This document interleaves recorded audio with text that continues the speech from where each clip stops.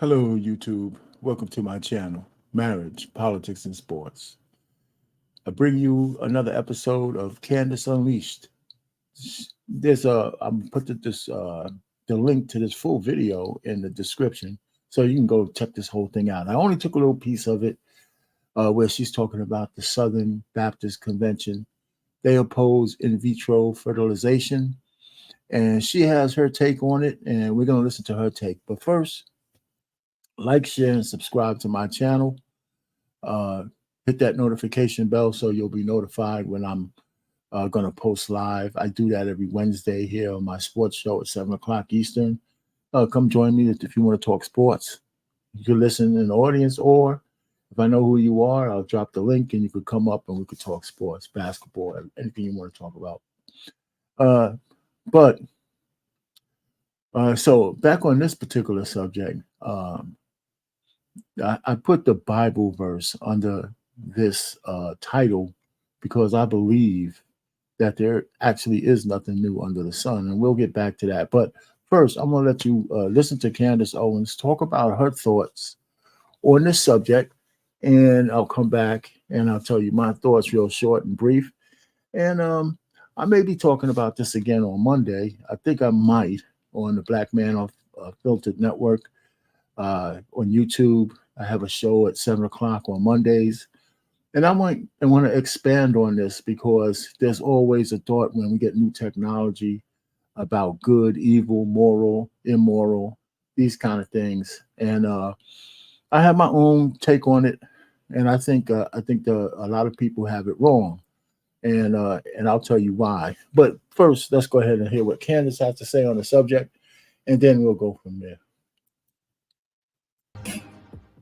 Okay, just one story really to bring to you guys today, and it is a very sensitive topic for a lot of people. It's difficult for me to discuss it because I know people in my life that are going through IVF treatments, and I know these people are not doing it with any ill will in their heart, just with a true desire to start a family.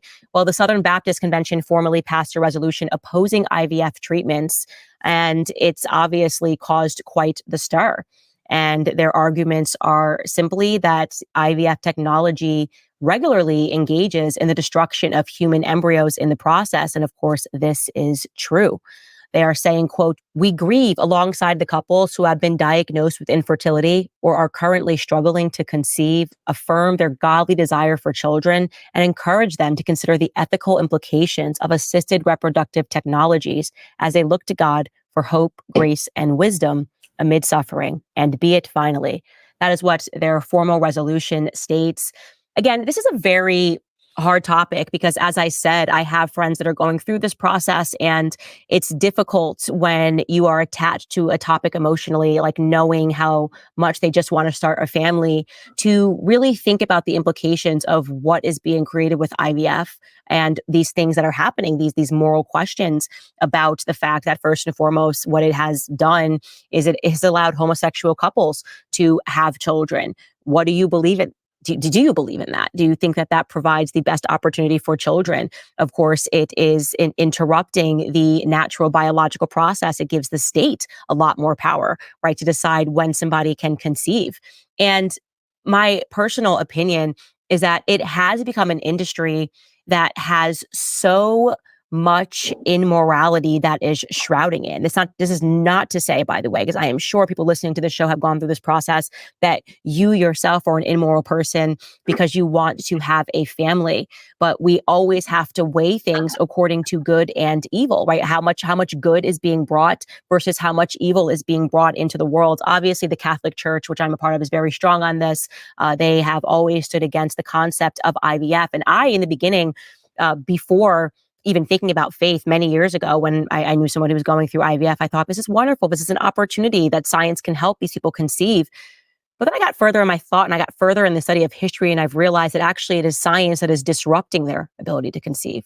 When you think about all the women that are having issues conceiving, there is a reason for that. So much of that is the natural result of the hormonal birth control pills that they are taking that is disrupting their natural body from working for years before they even get to the idea of whether or not they want to have children before they even think about that. It's why I have dedicated so much time into creating the Shot in the Dark series. A great time for me to tell you guys who are listening. Many of you have asked, when are you bringing that series back?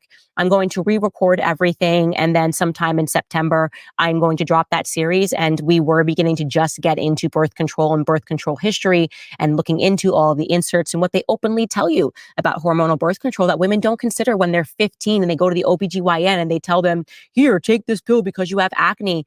So it's a lot of things. And I think it really all begins with true education, not indoctrination and propaganda, and the ability of thinking that, oh, well, you're going to be able to decide when you have sex and that's the beauty. You're going to have less pimples and that's the beauty of birth control.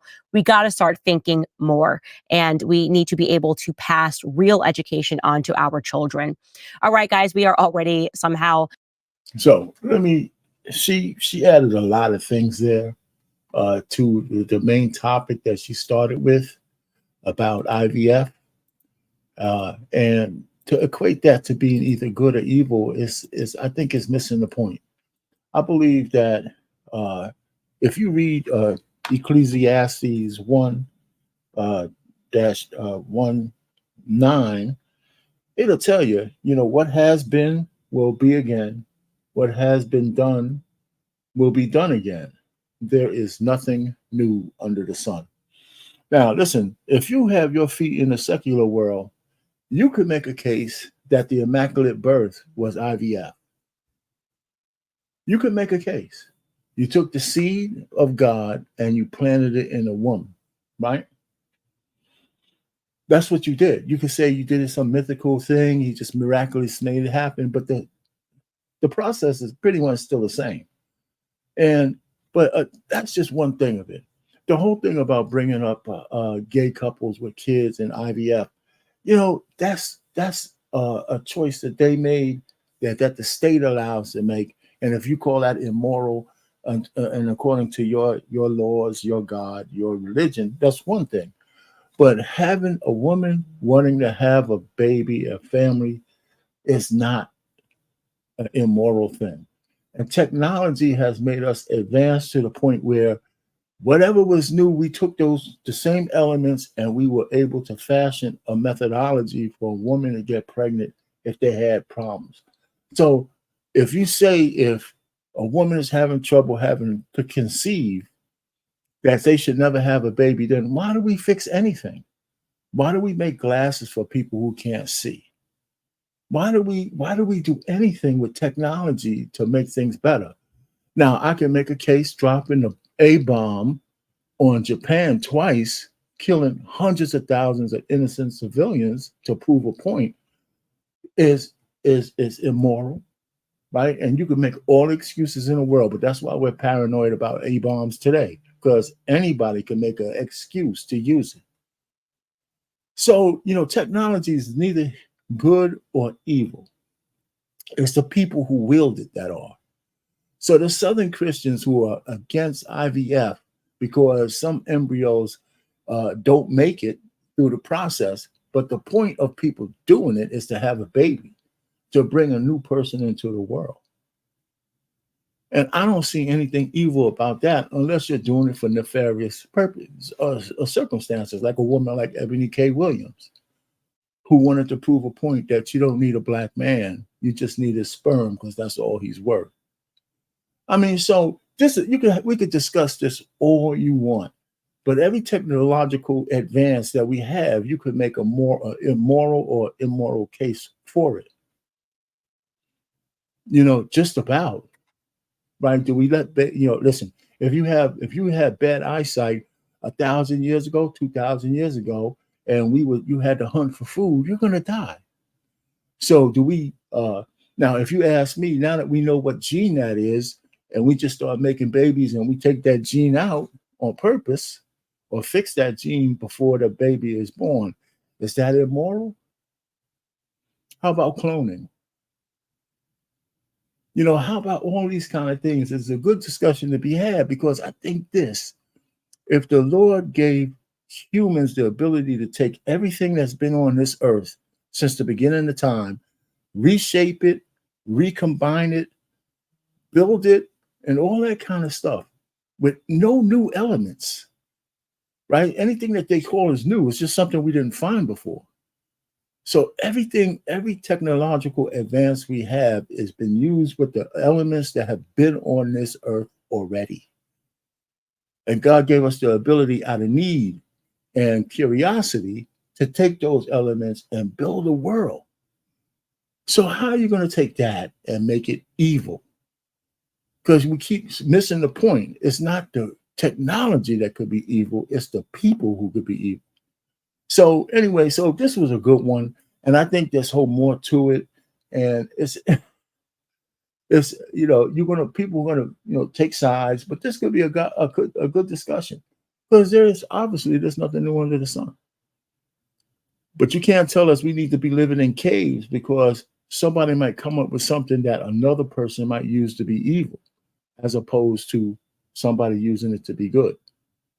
All right, so enough of that. On pain, marriage, politics, and sports. Over and out.